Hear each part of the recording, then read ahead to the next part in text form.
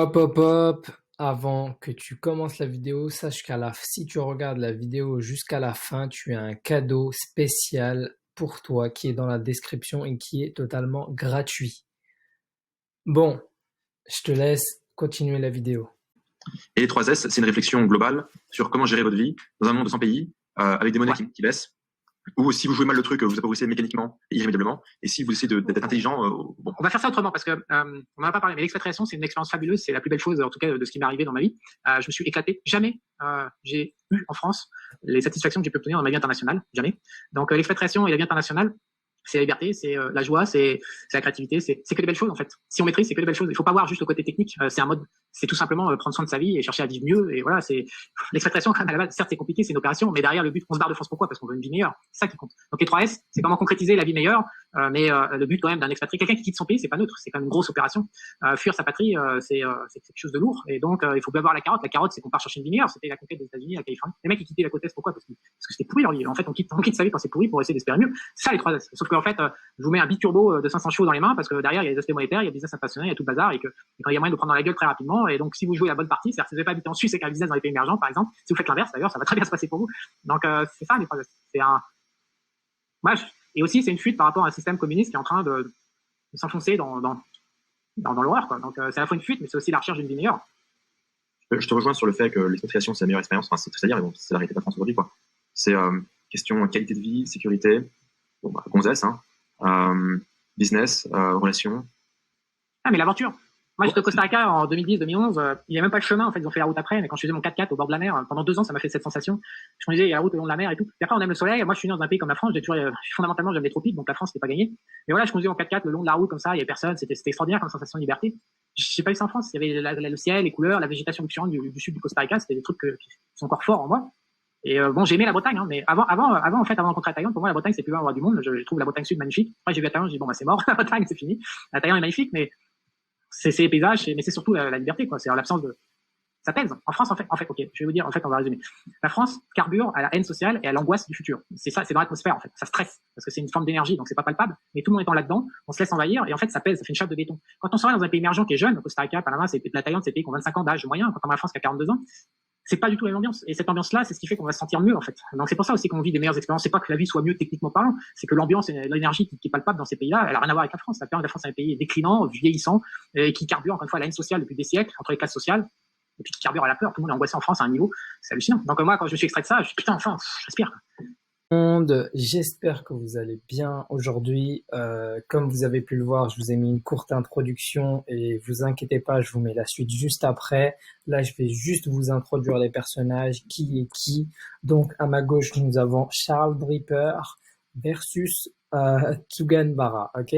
Donc, qui est Charles Dripper? Charles Dripper, c'est un expert dans son domaine, c'est-à-dire c'est un expert en fait dans l'expatriation, dans tout ce qui est aspect monétaire, etc.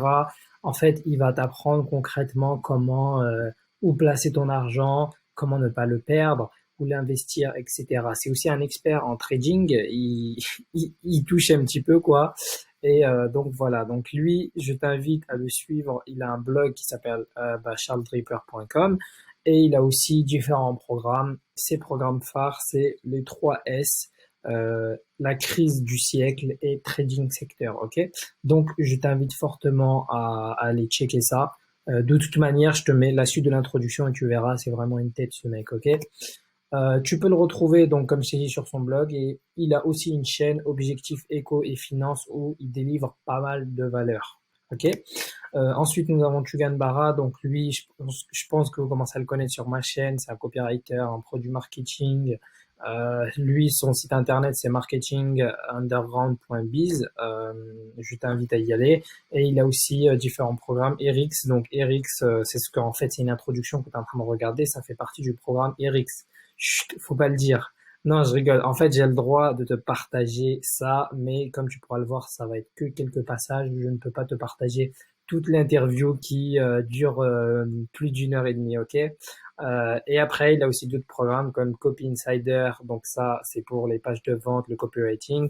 Et Profit Mimétique, ça, c'est si tu as envie de commencer à générer du cash, des revenus avec Jugan Bara, qui est beaucoup plus évolué que RX parce que c'est, comment dire, sur RX, tu vas apprendre plein de choses, que ce soit l'aspect business, etc. Mais ça va être aussi l'aspect marketing, l'aspect copywriting, l'aspect tout ça. Là, dans Profit Mimétique, vous allez vraiment, tu vas vraiment te concentrer en fait dans un business et tu vas essayer de le faire et de le mettre en place en 28 jours, par exemple. Ok? Ça, c'est, par exemple, un exemple concret.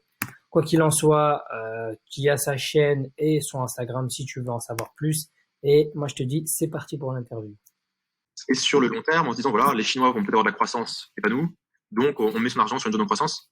Bah, d'abord, la croissance n'a jamais été, comment dire, le signe de la force d'une devise. Au Japon, il n'y a pas de croissance depuis 10 ans et le yen japonais est la devise la plus forte au monde avec le franc suisse. Donc la croissance, c'est pas un paramètre important dans les devises. Okay. Et deuxièmement, l'indice boursier chinois, depuis 20 ans, n'a créé absolument aucune valeur. Il est complètement flat depuis 20 ans. Si on rajoute l'inflation, on est négatif. Donc la croissance n'est pas non plus le garant d'une performance boursière. Voilà, donc après c'est un problème monétaire. Placer de l'argent, c'est un problème monétaire. C'est les 3S.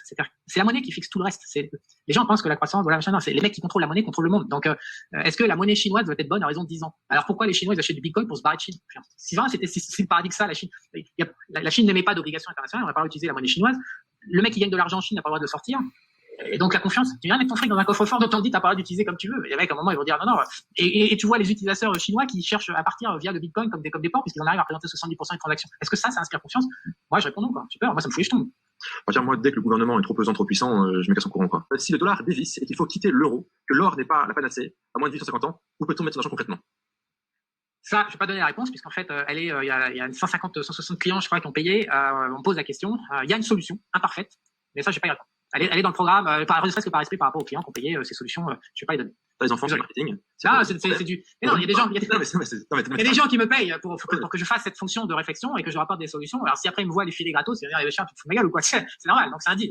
Respect des clients. Je respecte les clients. Je suis tout à fait d'accord, je fonctionne de la même manière. Donc, Patricia, en tout cas, bravo d'avoir compris. C'est la crise du siècle. La réponse est la crise du siècle. Voilà, donc la crise du siècle. C'est une réponse monétaire. La réponse, en tout cas, je peux vous dire, elle est monétaire. Elle n'est pas obligataire. Elle n'est pas. Le problème aujourd'hui du monde, c'est un problème monétaire. On est en train d'affronter. C'est-à-dire que c'est pas la crise de l'immobilier en 2008, c'est pas la crise de la bulle Internet en 2001, c'est pas toutes les crises qu'on a connues. La dernière fois qu'on a eu une crise monétaire, c'était en 1971 avec le découplage du dollar et de l'or, où là aussi il y avait un problème monétaire. On a un problème systémique. On n'a pas un problème économique. C'est important de comprendre ça. Okay. Et vous tous, je rappelle que vous travaillez pour de l'argent, pour de la monnaie, donc c'est bien de savoir, c'est quoi le sujet, quoi. Alors, qu'est-ce que tu proposes exactement comme programme? Alors, les deux dont on a parlé aujourd'hui, c'est les 3S et la crise du siècle. Tu veux élaborer dessus?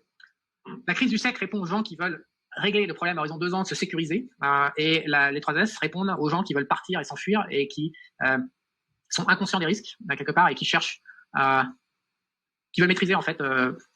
Moi j'ai fait fou. Honnêtement, en 2009, je suis monté en avion, je me suis barré au Costa Rica, c'était à refaire, je le ferai pas. Après, il y a eu quelques éléments positifs qui sont sortis du Costa Rica, mais ça a été globalement une expérience douloureuse. Je pense honnêtement que l'expatriation, il faut prendre ça très au sérieux. Et donc, les 3S sont là pour s'adresser aux gens qui prennent l'expatriation au sérieux. Et là, comme tu as résumé très bien, je suis là pour vous péter le crâne et vous faire réfléchir, vous mettre tout en perspective. Et si vous dormez pas la nuit, je suis content parce que moi, j'aurais fait mon job. Je suis là pour vous empêcher de dormir et c'est mon job parce que ce que j'aime pas dans les programmes aujourd'hui, c'est quand on vend une soupe et puis au final, ça m'a brossé dans le sens du poil. Mais en fait, je veux absolument que les gens upgrade leur cerveau. Je veux absolument aider les gens à ascensionner. C'est très important pour moi. Ça m'intéresse pas en fait d'aider les débutants à rester débutants. Ce qui m'intéresse, c'est de péter le crâne. C'est un peu douloureux sur le départ, mais j'ai des clients qui me suivent depuis 10 ou 15 ans qui sont extrêmement fidèles pour ça parce que quand j'aide vraiment. C'est un mec qui change. En fait, ce que je veux, c'est changer la vie des gens. C'est ça qui compte le plus pour moi. Ça m'intéresse pas de vendre des formations. J'ai assez de fric déjà ce qui m'intéresse, c'est d'avoir un impact sur les gens. C'est ça qui me motive aujourd'hui. Plus, maintenant, il y a un jeu économique, oui, il y a une vente de formation, etc. Je vais pas faire ça gratuitement non plus. Il faut qu'il y ait quand même une incentive, mais ça marche de pair avec le fait de vous casser le cerveau. C'est important. Bon, j'espère que tu as apprécié. Si tu veux regarder la suite encore une fois, je te mets le lien dans la description. Et moi, je te remercie d'être resté jusqu'à la fin. Tu as un cadeau qui est spécial pour toi qui est resté jusqu'à la fin dans la description. Allez, à plus.